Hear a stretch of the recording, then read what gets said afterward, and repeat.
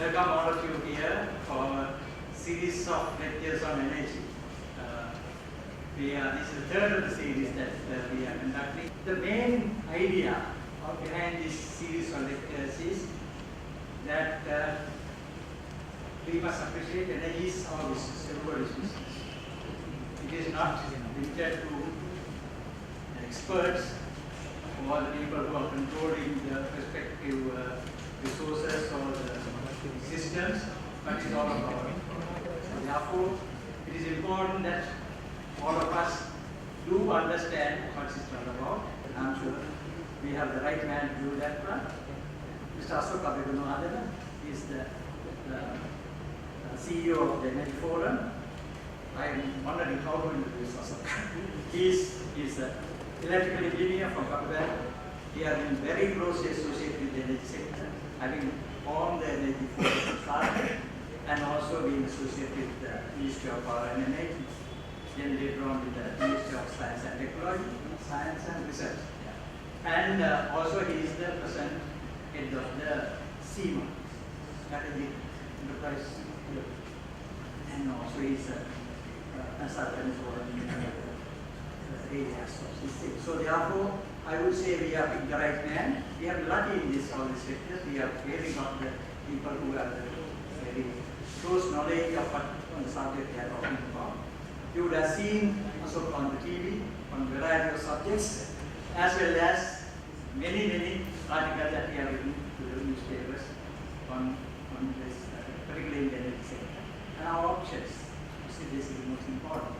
Therefore, I would like you to listen carefully what he has to say. And most importantly, we would like to have a very lively discussion on what he says. Agree, disagree, so your own opinions, you see, but just about we have to take. So we must get ready to do that. And please welcome Mr. Ashoka. Thank you for the introduction and also IESL for inviting me to presentation on the electric sector and renewable energy. I rarely get an opportunity to discuss about electricity nowadays because the universities wanted me to discuss about the other topics. However, this is my pet subject and I would like to thank IESL for this opportunity. Here I will be discussing only about the electricity sector and about the renewable energy in the broader picture. However, the case I am trying to push is that whether there is an opportunity for us to achieve 100% renewable status by 2030.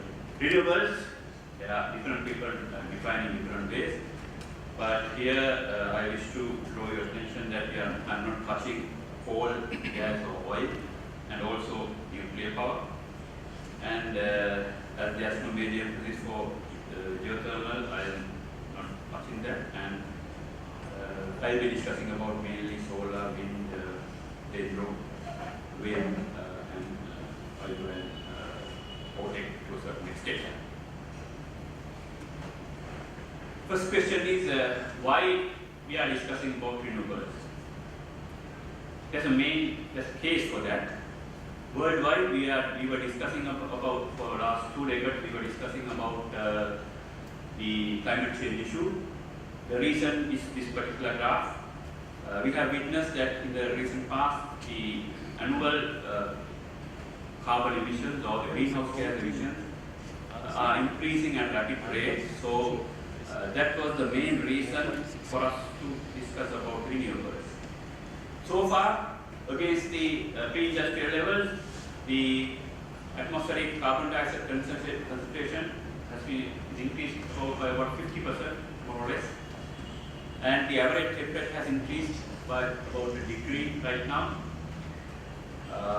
And the already committed power plants and other machinery, it's more or less fixed that we will be reaching 1.6 degrees centigrade increase. So for the future, the climate change negotiation and the climate negotiations, if we are to tap the fossil fuel reserves, if we are to consume that, burn that fully, then the global average temperature will be increasing at by about 10 degrees. And the discussion is to limit to 2 degrees centigrade. There we discuss about a carbon budget.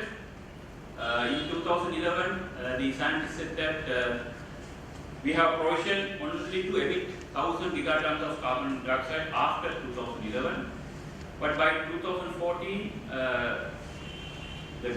mankind has consumed and released another 104 gigatons. So in this context, if we are to utilize all gas and oil, then we will be able to only burn about 20% of the remaining coal reserves. So the scenario is, this was discussed at the climate change negotiations. We need to reach a peak very soon. If not, we are passing that right now.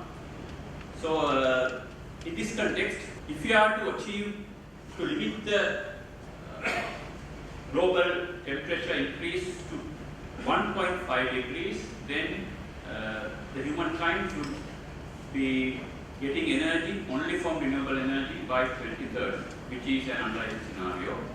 And the next target is to achieve that target 100% renewables by 2050. If we can do that, then we will be in a position to limit the increase to 2 degrees centigrade.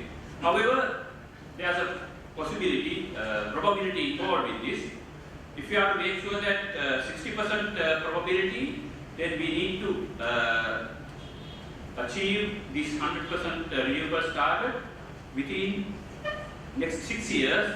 If we are to limit the increase to 1.5 degrees, and if it's only 30%, then we have another 17 years left.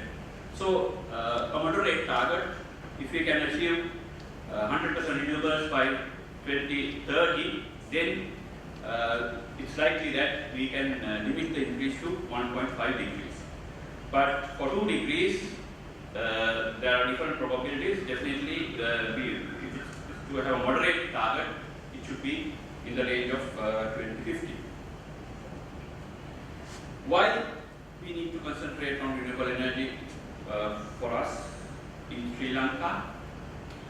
Well, one can argue that immaterial of what we are doing right now here, whether we burn fossil fuels or not,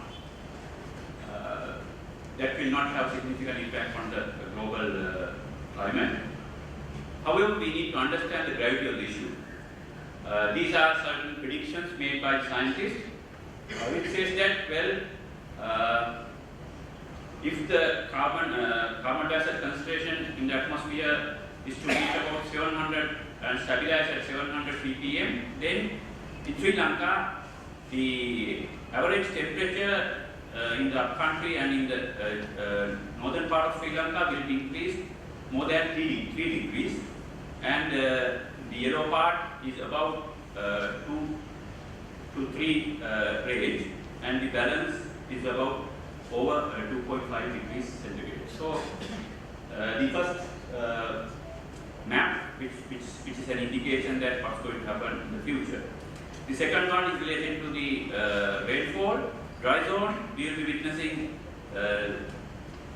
less precipitation, and as a result, the dry zone will be getting drier, and the dark blue part is the area where we will be having 20 to 40% increase in rainfall in Sri Lanka. So that covers the Colombo, Gampaha and Puttalam areas.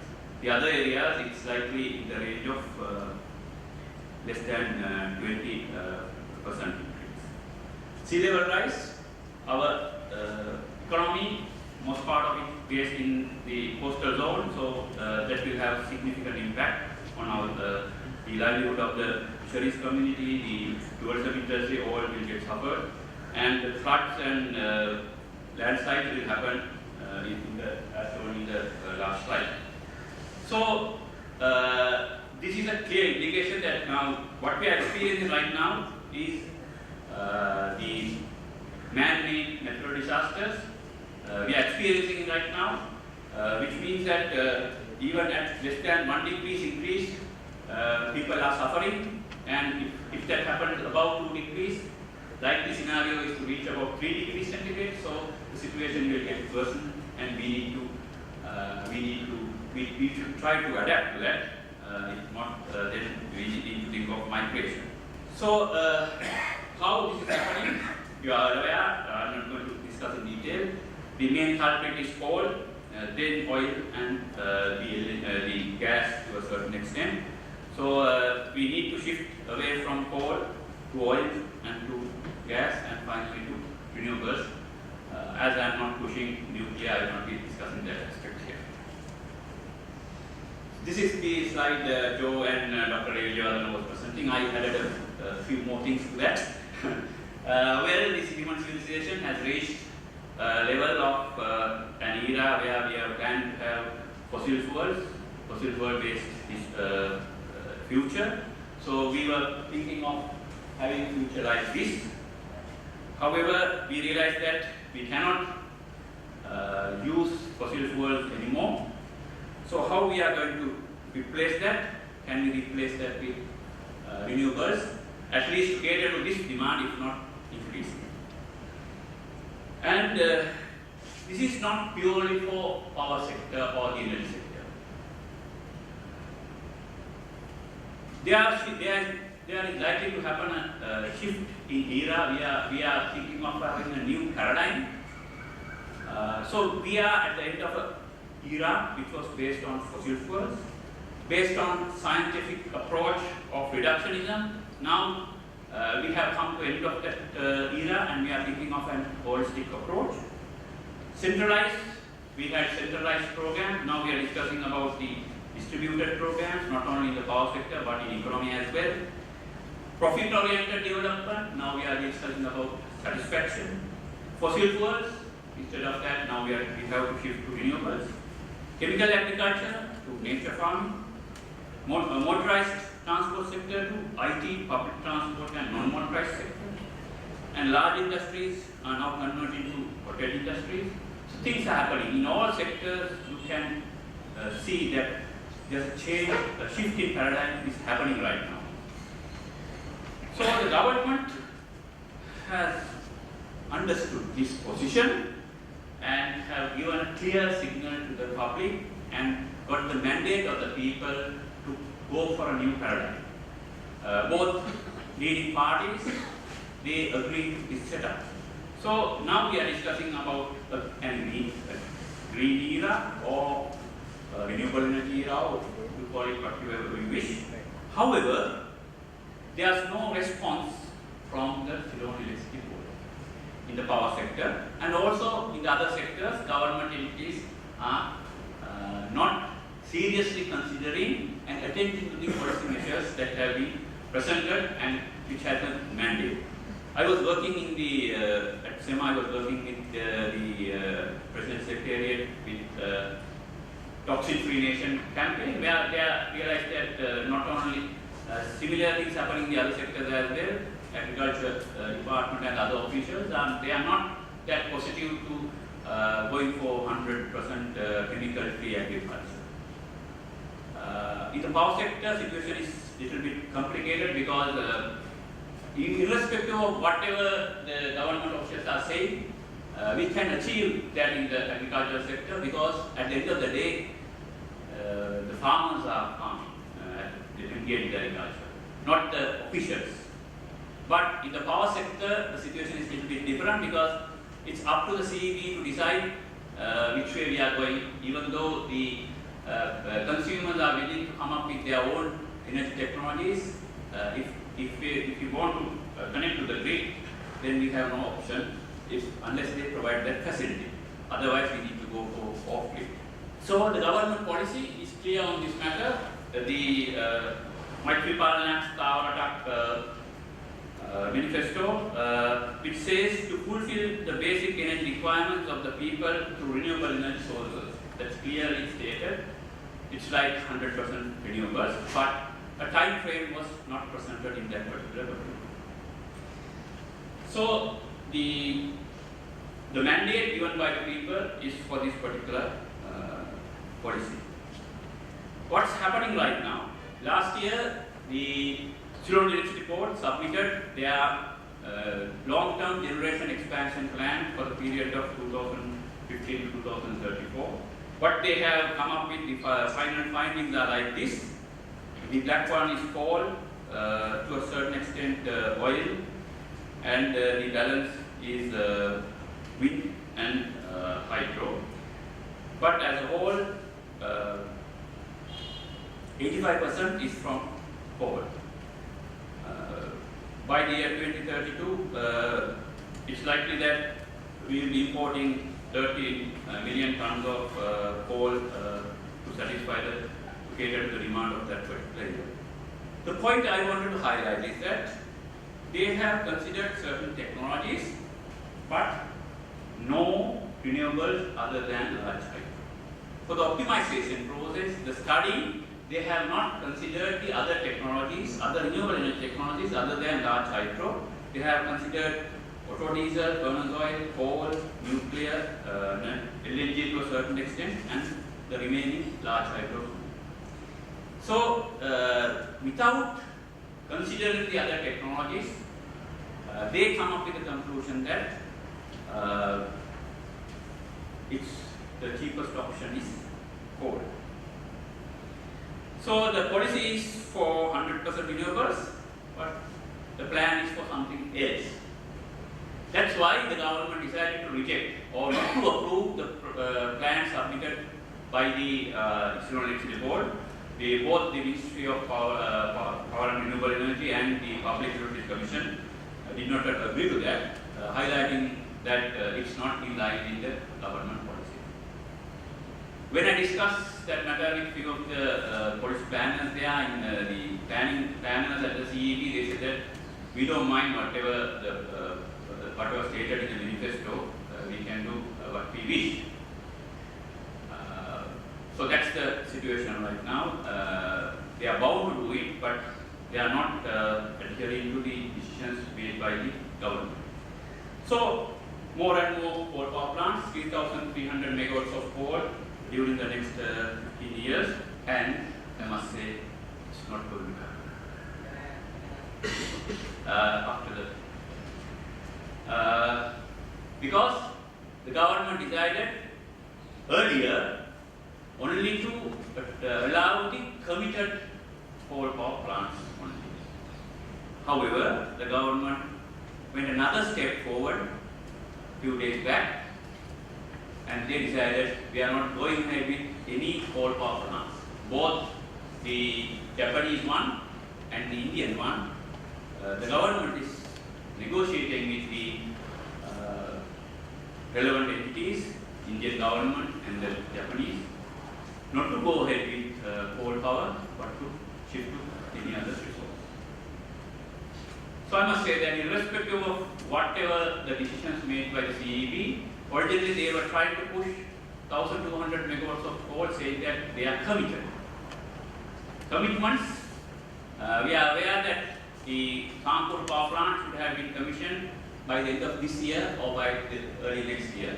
So now we are discussing about something happening in 2022. So there was a delay, there's a reason behind that. So there's a clear indication that these can be negotiated and changed. Why this attitude? I think there's a valid reason for that. At present, the developing world believe that where the developed world has developed mainly through fossil fuels, they should shift to the other resources, other renewable resources, and allow the developing world to use coal and other fossil fuels.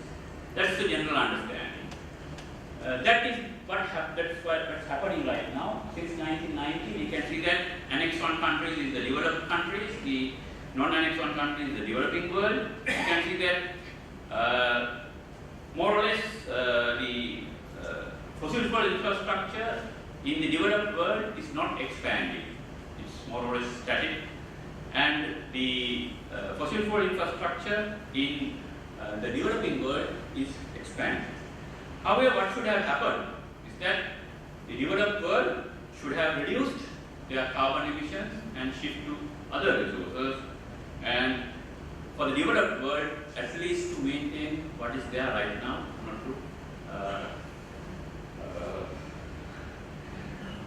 not to decrease further. This was the expectations at the climate change negotiations. However, this is not happening because of the attitude issue. We need to further explore why this is happening. I think the major understanding is that fossil fuels are cheaper. That's why the developing world is requesting to have a provision for them to further develop. And for the developed world, there's another reason for them to not to reduce, because they have already established the fossil fuel infrastructure. They can use it. They need to abandon that if they are shifting to other resources. So that is what is right now happening. Now for Sri Lanka, if you observe what's happening, what's proposed by the CEB, as I showed you earlier, they are going for more and more coal power plant, and they are sticking to the government policy. How? Government originally said that the renewable, non-conventional renewable energy should have a percentage of 15% by 2015 and 20% by 2020. So they have achieved that, they are achieving that, and they are trying desperately to maintain that 20%, not to increase that. Because by that time they were silent, the government was silent, what's going to happen after 2020. So they will tell that, well, it should be maintained at 2020, not to increase more than that. So that's why this graph shows that they are maintaining the total more or less at 20%. That's the attitude of the planners at CEB. They are trying to find a way to accommodate the government policies and also go ahead their own program. The demand forecast is like this in that 2015 program.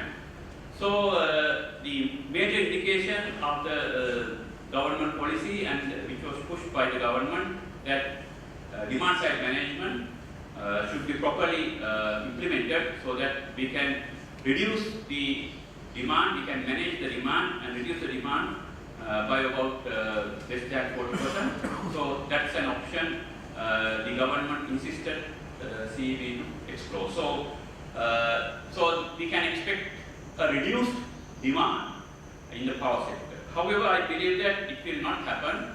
It will increase more than that, because we are right now discussing about the transport sector electrification. If that happens, there will be an additional burden for the power sector to cater to that demand. So we should plan for a scenario something like this. So how we are going to tackle this? For the renewables, if we are to go ahead with the government policy, what we can do right now? I think there is an opportunity here, because this year the CEB said that we will be short of supply, we need to go for emergency power. However, now it's proven that there is no shortage as such, but practically speaking, there may be a shortage by 2018 or so. So the coal power plant won't be able to cater to that, because that will be commissioned only in 2022. So the gap should be bridged. So there is an opportunity for the renewable energies to fill that gap. If we can fill that gap, then there is no need to commission or to have a coal power plant by 2050. For the next step, we still have another step. There's another opportunity. We can grab that situation if the renewable energy sector specialists and the companies can face this challenge and come up with a plan to bridge that gap. If that happens, then there will be no reason for the government to seriously consider neither coal nor LNG. Demand side management measures should be taken, and also the balance should be replaced with renewables. That's the case I am discussing right now. What has happened? CEB study always come up with the conclusion that coal is the cheapest option.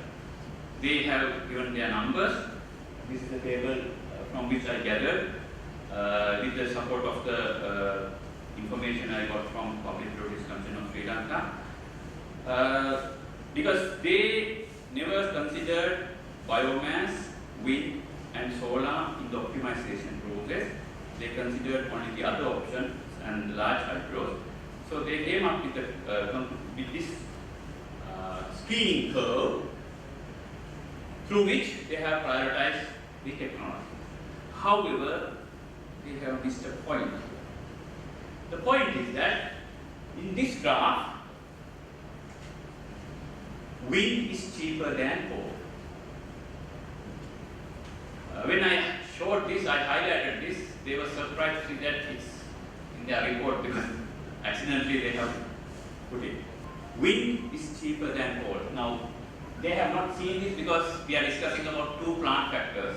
Wind can operate maximally at 35% plant factor, and coal can be operated at above 70%, but not in the case of Woodland, where rate is very low. So they have failed to see this. So there's a clear indication that they made something wrong. So the final analysis, the levelized cost, biomass is the highest, utilizing their numbers, LNG is the next, coal is cheaper, and wind is unfortunately cheaper. But however, they have not considered in the optimization process, so definitely the answer is coal. Now I wish to draw your attention to the policy, government policy. Energy security due to escalating fuel prices and daily aggravating environmental issues should be considered seriously. That's what's stated in the policy. So based on that, can we derive certain factors that should be considered in the long-term planning? Where I think we need to consider the case of exchange rate change, impact on imported fuel on the foreign funds reserves, that should be considered. Environmental and economic costs and benefits should be considered properly based on this. And also, there's a special statement about the biomass or dendro power. To build dendro power stations throughout the country so that the electricity consumers' money will flow into the rural peasantry and not to the coal and oil market. It's clearly stated. So how we internalize this social benefit should be internalized in the long-term economic planning process. And the third point, remove all subsidies now given for fossil fuel and hand them over to obtain renewable energy technology. So it's clearly stated in the policy document. So I believe the subsidies given, there are a number of ways through which they are providing that subsidy, no taxes on coal, no duties on coal. And in addition, I think there's a missing link here. At the CEB, they are doing the generation planning first. They come up with a base case and they do the transmission planning for the base case. So once you fix that, the generation planning, then the answer is coal. So the transmission plan is planned in such a way that coal can be absorbed. So here we need to combine. Otherwise, it's a subsidy given to the fossil fuels. So here I think generation and transmission should be optimized collectively, irrespective of doing it in isolation. After completing generation, then they are doing the transmission. If that's going to happen, then there should be different scenarios of generation plans, and then try to come up with different transmission plans as well. Otherwise, there's no level playing field. That's very important because we are aware that the fossil fuels centralized from one location you have to feed the country. Renewable energy, certain renewable energy technologies scattered, certain things are not, so that should be careful while doing the plan. So we try to internalize these concerns, the policy concerns, and see what's going to happen next. Now, there's a strange thing happening here. CEB says they need to have a pumped water storage power plants down the line in mid-2020s. Why?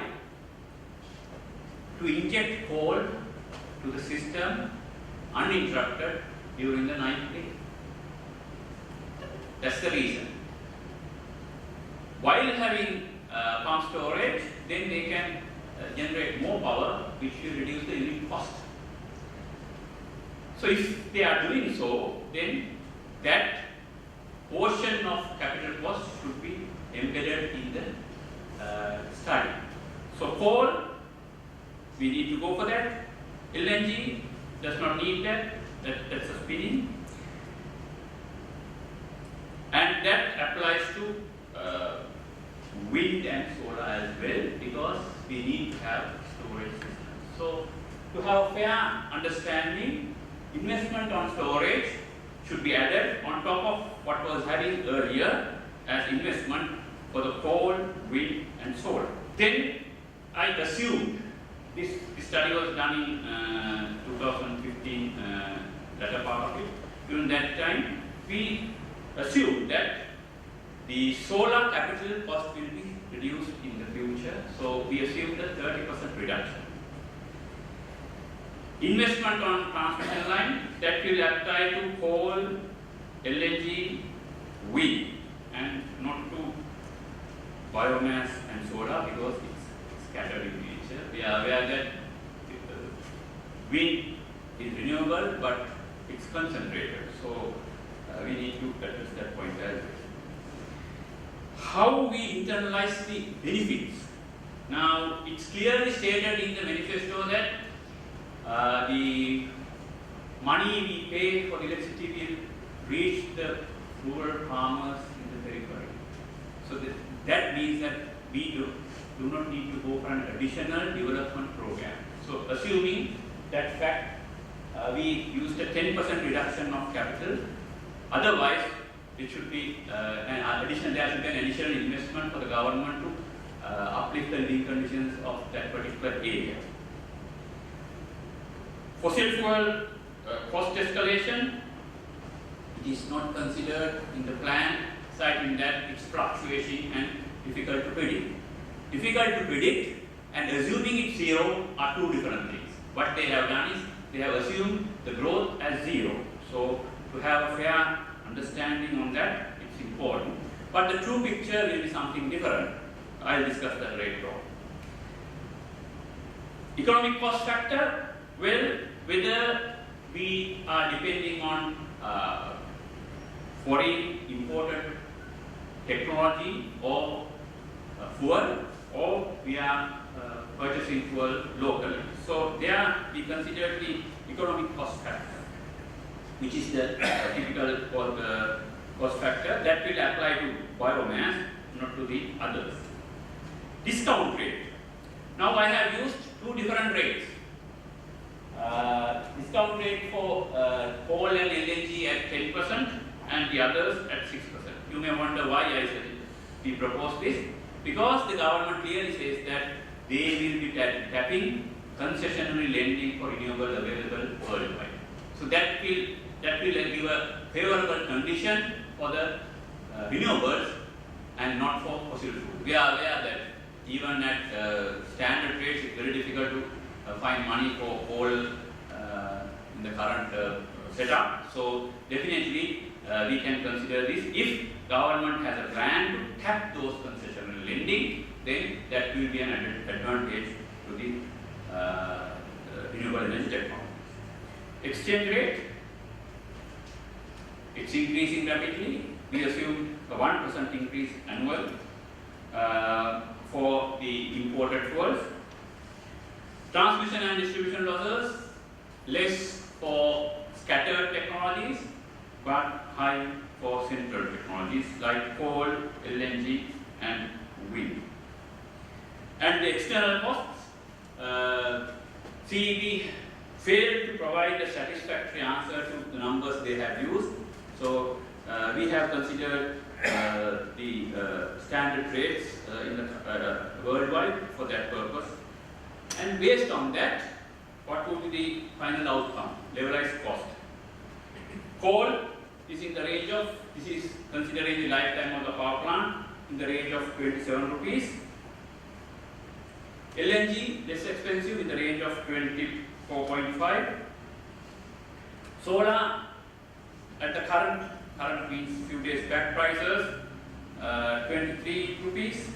Solar, assuming 30% cost reduction, less than 20. Biomass, somewhere in the range of 17, and wind with storage 15. If you apply the policies, then is there any additional policy cost involved? We have not considered the worldwide subsidies given to coal, pre-tax subsidies and post-tax subsidies considering the environmental issues.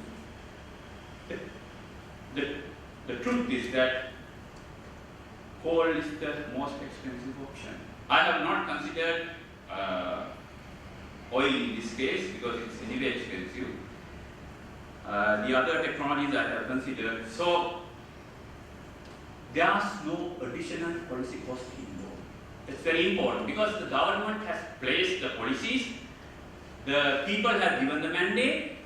Even if the costs are higher, policy costs should be borne by the government and go ahead with renewable energy because that's the policy. However, there are no policy costs. Definitely, it's a benefit. So there's no need to subsidize the renewable energy sector in Sri Lanka. For other countries, it's not the case because we have discussed about the economic cost and other stuff, which is linked with not having coal in Sri Lanka. But other countries, they may have, so their final figures may differ from this. However, for a country like Sri Lanka, policy is a benefit, not an additional burden to the country.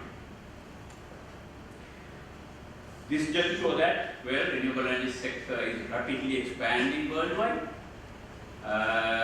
unlike the fossil fuels. And recently we came across this news in Dubai that the negotiations were successful and solar is supposed to cost 3 US cents per kilowatt hour. If we believe that it's not realistic, still the other two not that bad. So the conclusion is that worldwide, even in the Middle East where they have oil and gas, renewables are cheaper. So the trend is happening. I think very soon the negotiations on climate change will have a full stop because there's no case to negotiate. If renewables are cheaper, why they should negotiate for using fossil fuels? It's happening. It's happening right now. But 5 years back, the situation was different. The solar prices were about 80% higher and wind prices were about 50% higher. So things were happening during the last 5 years. However, the CEB has failed to recognize that. So they are coming up with their very old plan, which was originally presented in 1990s, just after the completion of the Mahavir Olympics. Since then, they do it annually, but what they have do it just to change the year number. The year only. Others are the same. They have failed to understand the things happened during the last 20 years. Very sad. I can agree that they failed to understand in 1990, that's okay. But today, despite having the policies, the government policy clearly defined, they have failed to understand that. So it's a very unfortunate situation. Then the second question is regarding the potential. Do we have adequate potential for us to cater to the increasing demand of the people? There is no case as such. Sri Lanka is blessed with year-round sunshine. So renewables are there. There's no need for us to worry about that. If we are to cater the current demand of about 2,500 megawatts, then if we are to fully satisfy with wind, we need about 7,000 megawatts because of the low plant factor if you have the storage. So we have more than that. If we are to cater to that demand purely from biomass, we need about 800,000 hectares. Well, you can argue whether it's there or not. Solar PV, we need about 10,000 hectares, which is possible. We can utilize about 1 million rooftops to cater to that without having solar parks. That possibility is all there. And solar thermal, which is very important sector we need to explore because worldwide it's not happening. We need energy in the urban centers mainly for air conditioning. When we have enough energy outside, we use further energy to reduce our temperature. So space cooling, an important aspect we need to discuss. And in the ocean, we can tap wave power.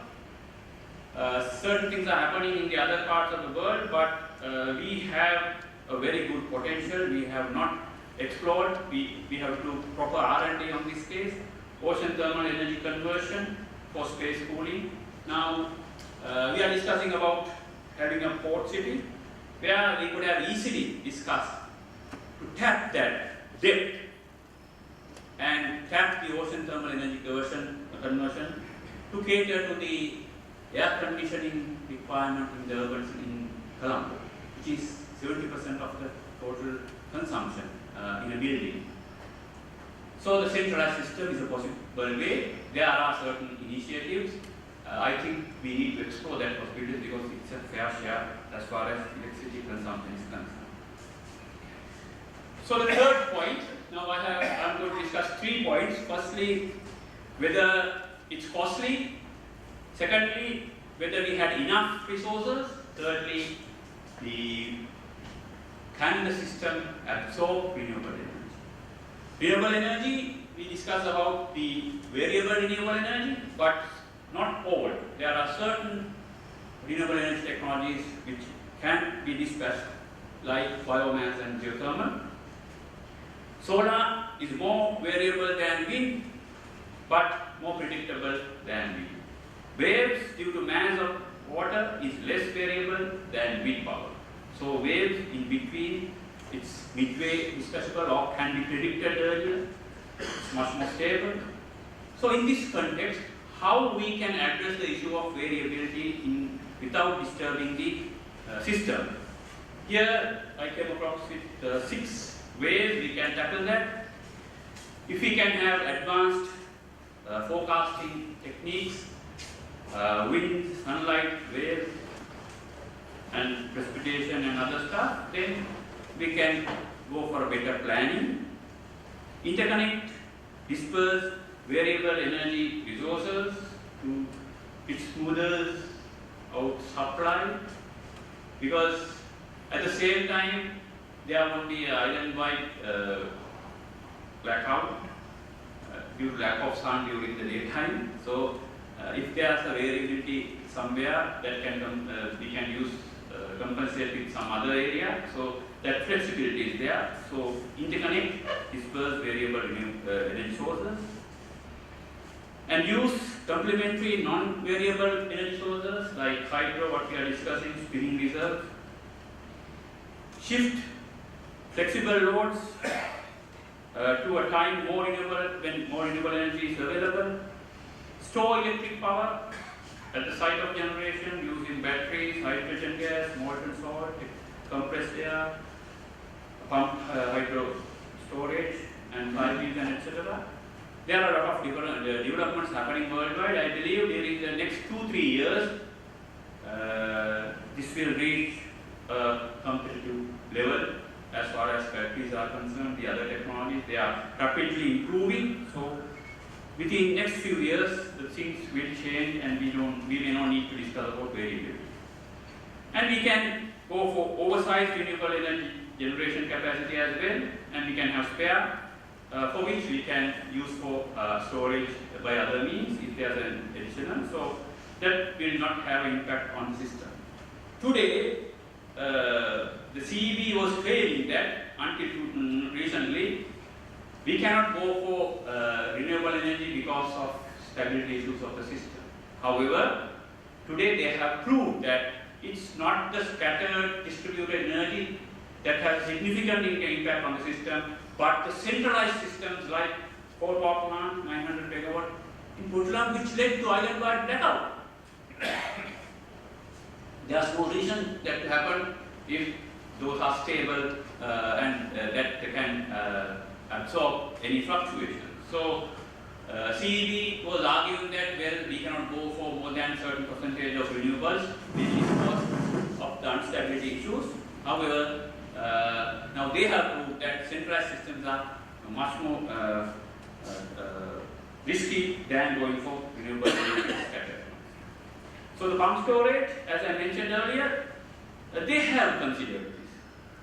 They have included them in their plan not to supplement or to tap the renewable energy, but to tap to optimally utilize coal power.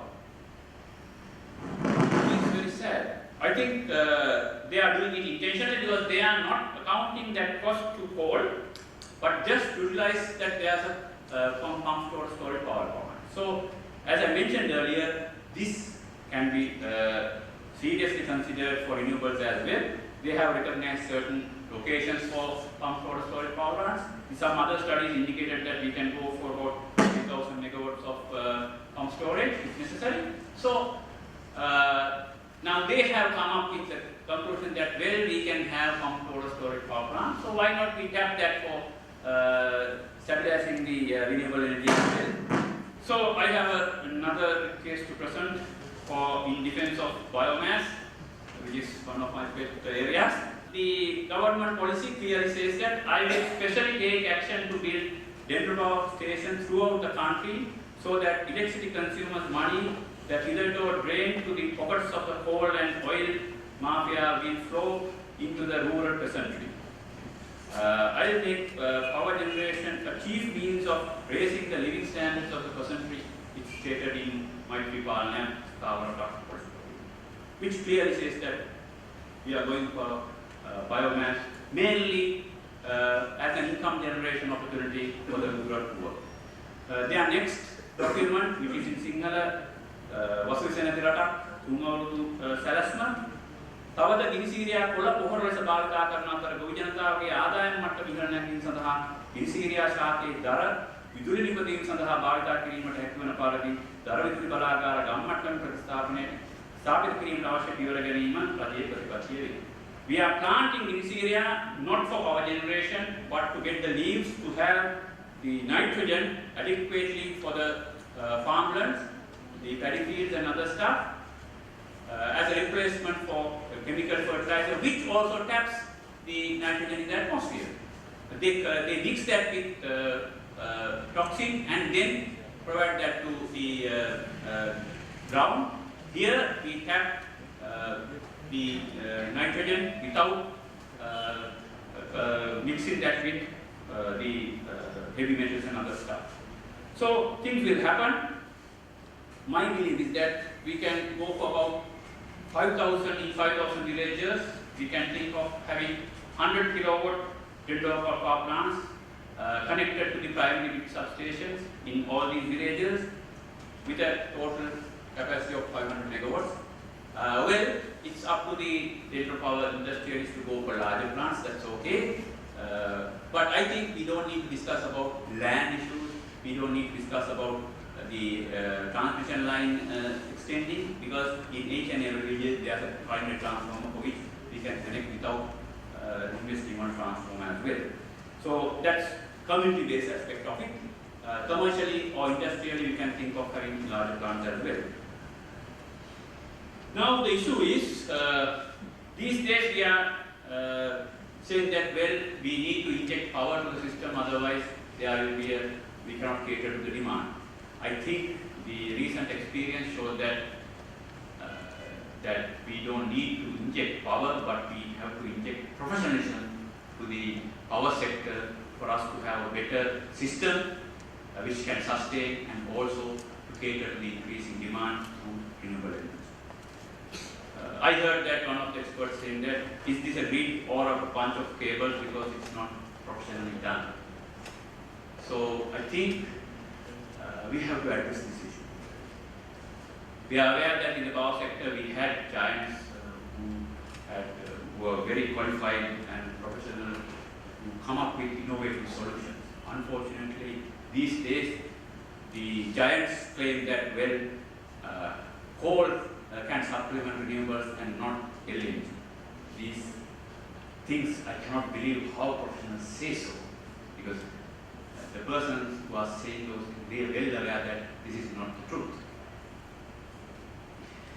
The core issue why CEB is not willing to support renewables and support the government policy which is mandated by the people, I think the major reason is nothing to do with coal or renewables, but to deal with ownership. Because I feel that the electricity sector, all trade unions are key that this should not be privatized. This should be kept government owned as long as possible. So with renewable energy, there is a difficulty because it's scattered. It's not viable for them to go ahead with that. So it's up to the private sector to develop. Whereas even oil, they are not promoting because that will be owned by the private sector. So I believe that's the main reason why they push for coal, nothing else, despite worldwide trends and what's happening in the political arena. So we need to tackle this issue. How we can do it? I think in the future we should adapt this 4P, private, public, people partnership process, where private sector can play a role, where the CEB or the public sector can play a role, and also the people or the community or the NGOs or civil society can play a role, mainly in the biomass sector. So we should make sure that there is a fair share for CEB as well. From the government side, that is a must. If government is purely promoting and pushing for renewables and all for private sector, then definitely there will be an opposition from the power sector side. Because they are in a helpless situation. They cannot raise their own funding. Government should take the initiative for them to go for renewable energy power plants, like we are discussing about 100 megawatts in wind in Manna Island. Government should make sure that they are giving a fair share to this public as well. Then only there will be a fair opportunity for the private sector to go ahead with their own renewable energy projects. That's my opinion, because I tried different things. Even in the transport sector, we are trying a similar thing, where public transport system, we are coming up with a new initiative. We will be pilot testing it by June 10th or so, where we both the private sector and the CTB will work together, because they were definitely opposing the common timetable. Now, for our initiative, we had a totally different approach. We will be discussing that later on in the media, where both parties agree if the government makes sure that they will maintain the CTB's percentage in the public transport. If they can guarantee, they will definitely work with the private sector. So similar situation, we need to understand this mindset of the government sector officials and the employees. So we need to keep a fair share, and the government should assist financially to support it. Then we can see which is competitive. Because there are two ways of defining this. Now, for the private sector, they are efficient, but it's profit oriented. Government, public sector, it's inefficient, but not profit oriented. So the benefit of not having profit can be transferred to the consumer. So which one is cheaper? Right now, private sector is much more in the forefront because they can provide at a lesser cost, because the inefficiency in the public sector is so high which cannot match with the private sector profits. So we need to definitely go beyond net metering. It's happening right now. The government has instructed to come up with a new formula for consumers to generate power from their surrounding rooftop or from the garden, to tap that and connect it. Then definitely we need to go beyond net metering. Net metering for net exports, there will be no payment made. It will be only bank, which cannot be utilized even at a later stage because the demand may not increase to that extent in the future. So the people who can afford to go for higher capacities of renewable energy, they are not doing because of the net metering system. We need to go for feed-in tariff. I propose to go for 3-tier tariff because sometimes back the government took a decision. If we are going for feed-in tariff, it should be only flat tariff, not 3-tier. But if we are to pass that benefit to the consumer as a whole, then we need to aggressively push for 3-tier tariff. So I believe now we have questioned whether renewable energy can be catered to the increase in demand. Yes, I believe it's possible. Financially it's possible, technically it's possible, but we need to have proper administrative mechanism in place if we are to do that. Then we have question, if we are to achieve 100% renewables by 2030, then we need to answer another question, that what's going to happen to Puttalam coal power plant. We are aware that it's not functioning properly anyway. By that time, it will be about 20 years old. So I think easily we can retire those if not for switching fuel from coal to biomass at a lesser efficient rate. So that's my case. Thank you for listening. I wish to have a discussion on that and issues. Thank you.